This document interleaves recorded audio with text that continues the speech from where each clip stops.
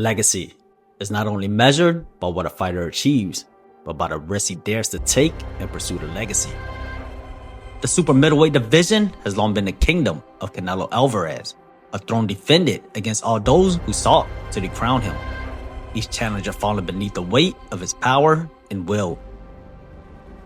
Yet history reminds us that no reign is eternal, for every empire that rises must one day crumble. From the lighter divisions emerges a new challenger, Terence Crawford, an undisputed champion across 2 weight classes, now dares to climb into the realm of boxing giants. He seeks not only victory, but immortality, driven by the belief that true greatness knows no bounds, and that skill and brilliance balances the scales against size and strength. 2 generational talents, bound by fate, converge in a single moment. One defends a legacy built on dominance. The other risks everything to carve his name amongst the immortals. And when power meets brilliance, the world will witness a truth that will echo long after the final bell. Who bends and who breaks. Each matchup in boxing is defined by the unique blend of strengths, weaknesses, and styles that each fighter brings into the ring. In this case, it is widely agreed that Terence Crawford is the more fundamentally sound technician, while Canelo Álvarez is the naturally bigger and stronger fighter. Neither attribute alone guarantees victory, but both can become decisive if imposed effectively on the opponent. Ultimately, advantages only matter to the extent that a fighter can enforce them. For Canelo, the keys to victory appear straightforward. Cut off the ring, apply constant pressure, and use his power to suffocate Crawford's rhythm.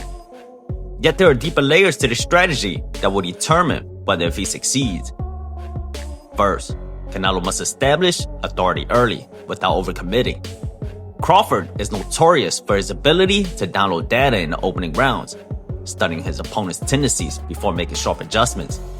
If Canelo gives him the time and space, the fight risks shifting into Crawford's rhythm, where his adaptability shines. To prevent this, Canelo should hammer Crawford's guard with heavy, thudding shots from the opening bell, even if they don't land clean. The psychological effect is critical. Crawford must feel the danger of Canelo's power immediately. This creates a deterrent, reminding the smaller man of the consequences of taking risk and opening up. By asserting his power early, Canelo can force Crawford to respect his power without expending unnecessary energy. The ultimate goal is to plant doubt in Crawford's mind before he finds his comfort zone, shaping a fight into Canelo's terms rather than Crawford's. Another crucial key for Canelo is a various punch speed to disrupt Crawford's timing. Crawford thrives on rhythm and precision, especially when countering. Canelo cannot afford to be predictable with single, loaded power shots. Instead, he should ease off some of his power and emphasize speed and variation. As the naturally bigger man, Canelo doesn't need to sit on every punch to make an impact. By mixing in lighter, quicker shots, he avoids telegraphing his intentions and keeps Crawford guessing. Layering this approach with feints and half-committed punches forces Canelo to react, creating openings when he looks to counter. This unpredictability is essential. By breaking Crawford's rhythm and denying him the comfort of his usual read-and-react style, Canelo can seize the initiative and land clean, meaningful shots without falling into Crawford's traps of calculated adjustments. Right uppercuts by Canelo. Although the bigger man, Canelo should look for moments to force Crawford to lead. Crawford is at his most dangerous when countering and controlling the pace, but Canelo can flip the dynamic by making Crawford the aggressor. By staying patient behind a stiff jab and stern defense, Canelo can draw Crawford forward.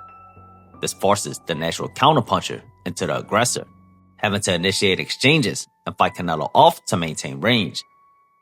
In these moments, Canelo can set traps and land counters of his own, shifting the mental burden onto Crawford. Patience in a pocket will open the door for more mid-range battles, but Canelo thrives. By holding his ground and claiming that middle ground, Canelo forces Crawford onto exchanges where his heaviest shots carry greater impact.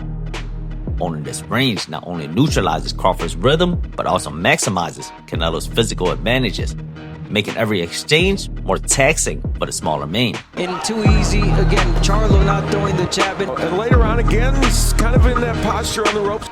It is almost certain that movement will be the foundation of Crawford's strategy, as he looks to score from the outside and prevent Canelo from setting his feet. To neutralize this, Canelo must make a consistent investment to the body. Attacking the body will be critical in slowing Crawford's legs, especially in the second half of the fight. The key, however, is not just throwing body shots, but targeting them as Crawford exits laterally. By pressing Crawford towards the ropes, Canelo limits his space to full counter and forces him to exit through the sides. This is where Canelo's hooks to the body can be most effective, catching Crawford as he tries to circle out. Over time, these body attacks will pay dividends. Any reduction in Crawford's movements directly benefits Canelo, as it keeps the fight in mid-range exchanges, where the power and physicality carry greater influence.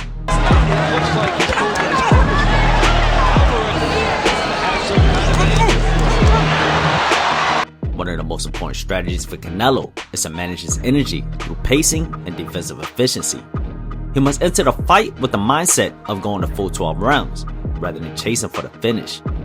In recent years, one of Canelo's vulnerabilities has been fading in the later rounds due to heavy energy expenditure. Against Crawford, who typically grows stronger as the fight progresses, this could be costly. To offset this, Canelo should impose his will by forcing Crawford to move, throw more than he's accustomed to, and fight at a pace that favors Canelo's controlled burst rather than constant pressure. This means avoiding the habit of loading up on every punch. Overcommitting would be dangerous against a technician like Crawford, who would capitalize on Canelo's recovery. Instead, Canelo must rely on his trademark high guard, subtle head movement, and rolling with punches while picking his moments to strike carefully. This approach allows him to conserve stamina, maintain steady pressure, and remain dangerous deep into the championship rounds. Here it is again. You're going to see it's a straight right hand. It is no secret that Canelo has drastically shifted his style at 168 pounds, moving away from his earlier boxer puncher approach toward a more seek and destroy style. While this has served him well, against Crawford, he must pull back slightly and adopt a more hybrid approach, blending elements of his current pressure style with the more patience and craft of his earlier boxing. Crawford's speed and versatility make him a tricky opponent. Canelo cannot simply press forward, back him up, and unload heavy shots. There will be moments where he must impose his will physically, but also stretches where he will need to box smart, hold distance, and pick his shots. While many physical attributes, size, strength, and power favor the naturally bigger man, Canelo cannot rely solely on those advantages. Against an opponent as skilled as Crawford, he will need to show layers and adaptability. In a fight of this magnitude, Canelo must be prepared to do a bit of everything as the rounds unfold. Ultimately, the natural size and strength leans in his favor.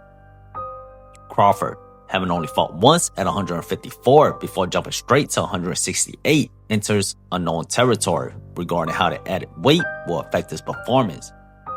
For Canelo, it will take a disciplined, well-rounded fight to secure victory. For Crawford, it will take nothing short of a flawless performance to come out on top with the victory.